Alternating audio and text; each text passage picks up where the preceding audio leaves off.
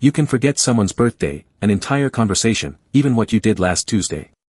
But say one embarrassing thing 5 years ago, and your brain can suddenly replay the exact words, the faces, the silence, even how your body felt. Why does your mind save the moments you desperately want to forget? The answer is stranger than you think. Your brain has a reason for remembering that moment. And it isn't necessarily because you're insecure. It isn't because you're overly sensitive. And it doesn't mean everyone else is still thinking about you. Your brain is designed to remember experiences that feel important. And embarrassment is one of the strongest signals you can give it. Think about what happens when you embarrass yourself. You don't just experience the event. You suddenly become aware of yourself. How did I look? What did they think? Did I sound stupid? Did everyone notice? That emotional reaction tells your brain. Pay attention. This matters. And your brain listens. For thousands of years, being accepted by a group wasn't just about feeling good. Belonging could mean protection, cooperation, and survival. So humans developed an extremely sensitive system for detecting social mistakes. That means when you embarrass yourself, your brain may not be trying to punish you. It may be trying to prevent the next mistake. That's why an embarrassing memory can become unusually detailed. You remember where you were. What someone said. What you said back. The expression on their face. Sometimes you even remember what you were wearing. Your brain basically turned one awkward moment into a warning label. Don't do that again. And for a while, that's useful. You learn. You adjust. You become more careful. But here's where things get interesting. Your brain doesn't always know when the lesson is finished. So 5 years later, you're brushing your teeth. Driving. Making coffee. Trying to fall asleep. And suddenly. There it is. That memory you haven't thought about in months. And you think. Why am I remembering this now? Because your brain doesn't organize memories according to how old they are. It organizes them according to how emotionally important they feel. But there's another reason these memories refuse to disappear. Sometimes you're not actually remembering the moment. You're rehearsing it. You imagine what you should have said.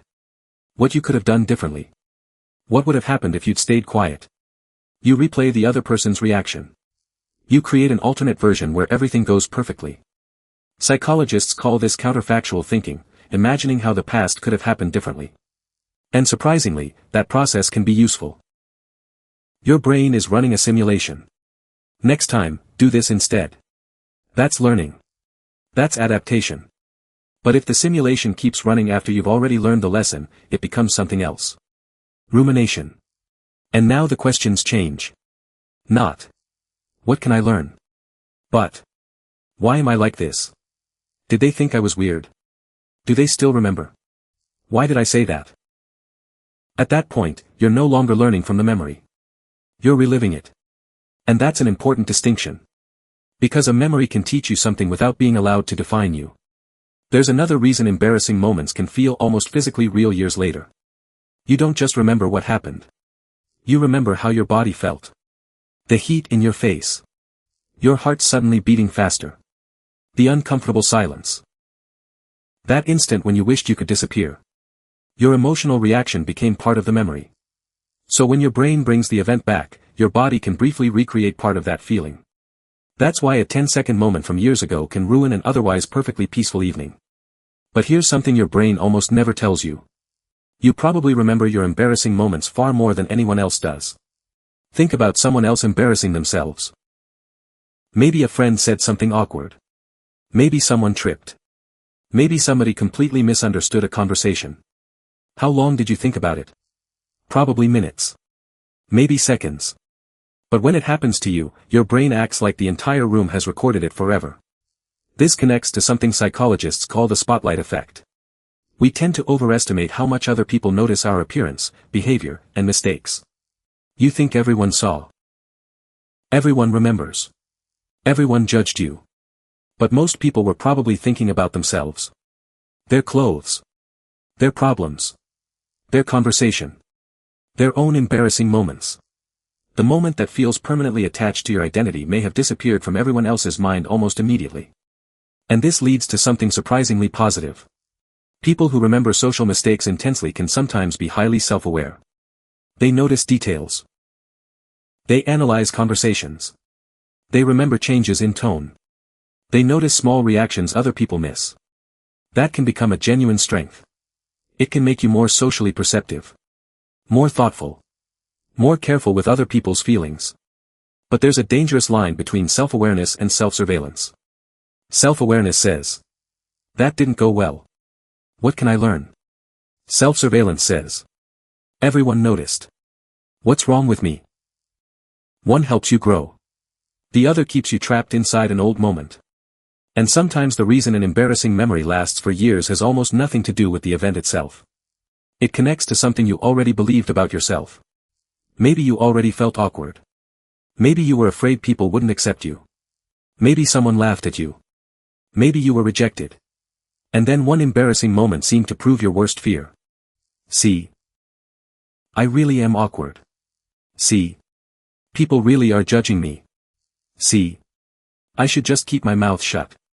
Now the memory isn't just a memory. It's evidence. Evidence for a story your brain has created about who you are. And once a painful memory becomes connected to your identity, your brain has a much harder time letting it go. Because you're no longer trying to forget an event.